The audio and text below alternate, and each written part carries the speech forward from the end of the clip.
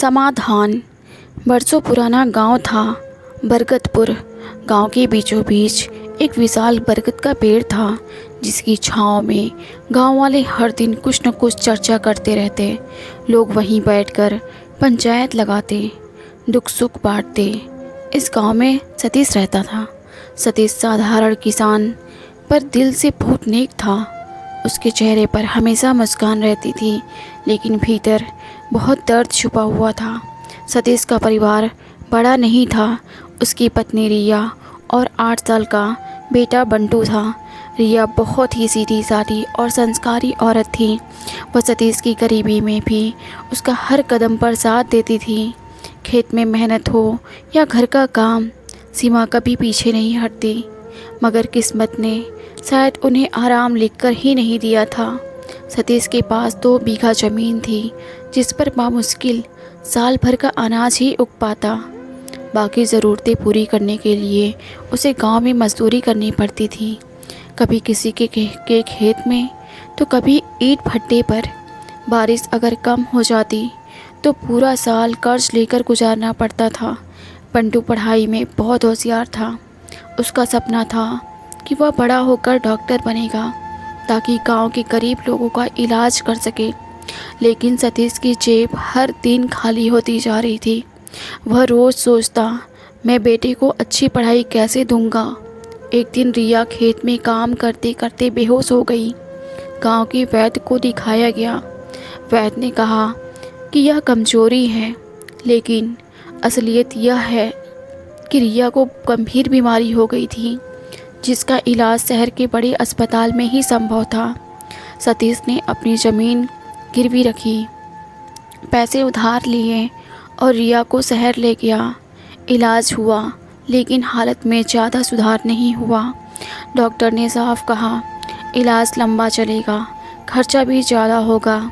सतीश की आंखों से आंसू बह निकले। वह सोचने लगा, मैं रिया को कैसे बचाऊं?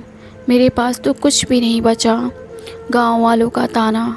सतीश कर्ज के बोझ से टूटा जा रहा था। गांव के कुछ लोग ताने देने लगे, अरे सतीश, कर्ज का पहाड़ चढ़ा लिया तूने, बेकार की जिद छोड़ दे, औरत अब नहीं बचेगी। ये बात सतीश के दिल को चीर जाती, लेकिन वह हार मानने को तैयार नहीं था। वह मजदूरी करके भी हर दिन पैसे जुटाता। बंटू अपने पिता को हर दिन चुपचाप देखता। एक दिन उसने कहा, बाबा, आप रोते क्यों हैं? मैं पढ़ लिख कर बहुत बड़ा आदमी बनूंगा और माँ का इलाज कराऊंगा। सतीश बेटे को सीने से गले लगाकर रो पड़ा। दिन बीतते गए। रिया की हालत बिगड़ने लगी। सतीश हर रात सोचता कि आखिर समाधान क्या है। पैसे नहीं, इलाज नहीं, उम्मीद नहीं। मेरे पास तो कुछ भी नहीं है। लेकिन एक दिन उसने तय कर लिया, वह हार नहीं मानेगा। सतीश ने गांव वालों को बुलाया और पंचायत में कहा, मैं अब अपने खेत को गांव के नाम करना चाहता हूँ। उस पर स्कूल बनाओ, ताकि हमारे बच्चों को पढ़ाई करने का मौका मिले। मेरा बेटा भी वहीं पढ़ेगा। मुझे बस इतना चाहिए कि कोई भी मेरे परिवार को भूखा ना सोने दे। गांव वाले चौंक गए। एक गरीब आदमी अपने आखिरी सहारे को गांव के लिए छोड़ रहा था। सबकी आंखें नम हो गई। गांव के बुजुर्ग बोले, सतीश, तूने जो किया है वो हम सब के लिए एक सबक है। हम मिलकर रिया का इलाज कराएंगे और तेरे बेटे को हम लोग पढ़ाएंगे। गांव वालों ने मिलकर चंदा किया। रिया को सही इलाज मिला।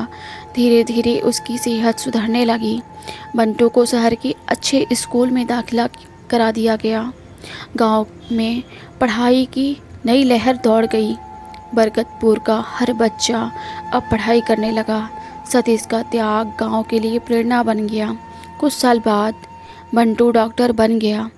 उसने गांव में एक मुफ्त अस्पताल खोला। माँ बाप की तस्वीर दीवार पर टंगी थी।